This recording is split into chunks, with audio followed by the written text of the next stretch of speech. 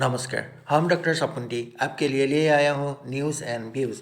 संयुक्त अरब अमीरात यानी यूएई के राष्ट्रपति शेख मोहम्मद बिन जायद ने 19 जनवरी 2024 को भारत दौरा किया।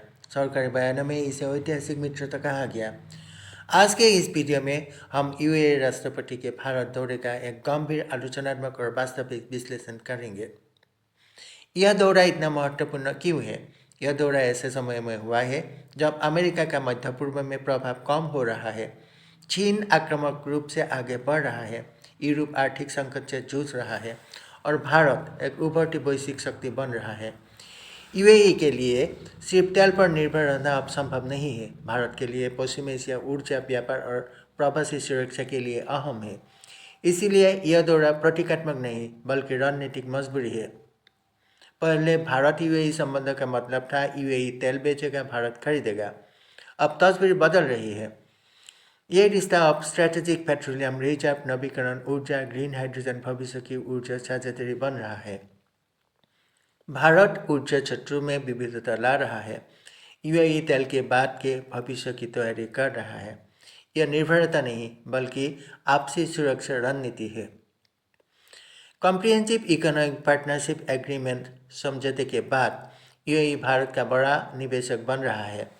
ये निवेश क्षेत्र है बंदरगाह और logistic, infrastructure, digital economy, startup और फिनटेक। लेकिन असली सवाल ये निवेश रोजगार सृजन पर कम, मुनाफा पर ज़्यादा केंद्रित है। मैन्युफैक्चरिंग में सीमित रुचि, टेक्नोलॉजी ट्रांसफर बहुत कम है।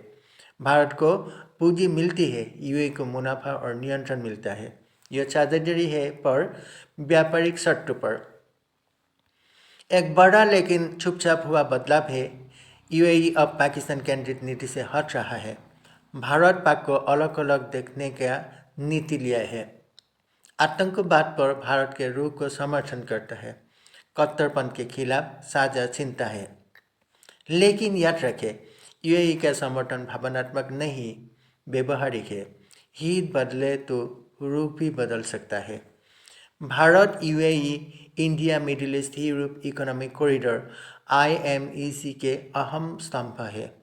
इसका उद्देश्य है चीन की बिहार का विकल्प, व्यापारिक कनेक्टिविटी। लेकिन समस्या है मध्य पूर्व अस्थिर है। इसराइल फिलीपीन संघर्ष और चीन की मजबूत परियोजनाएं।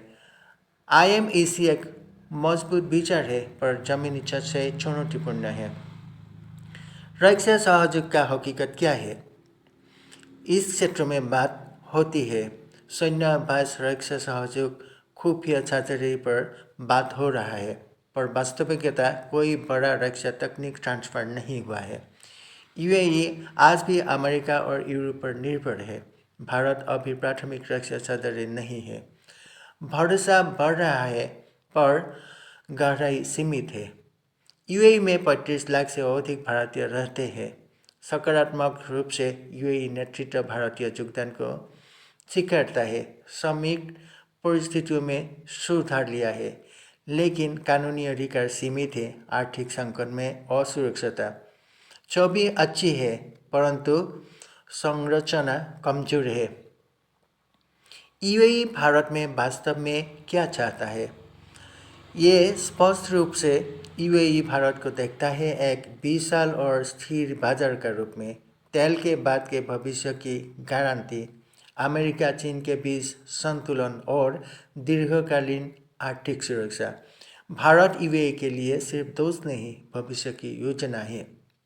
भारत के लिए सावधानियां बढ़ना चाहिए। भारत को ध्यान रखना होगा खाड़ी पूंजी पर अति निर्भरता कम करना होगा। रणनीतिक संपत्तियों पर विदेशी का नियंत्रण कम करना होगा। ईरान यूएई संतुलन, रणनीतिक स्थायित्वता दोस्ती जरूरी है, लेकिन शर्तों पर नहीं।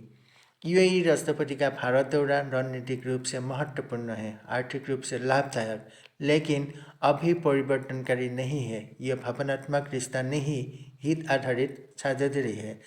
भारत को चाहिए कि वह इस सहयोग को दीर्घकालीन राजनीतिक शक्ति में बदले। आज के लिए इतना ही है। धन्यवाद।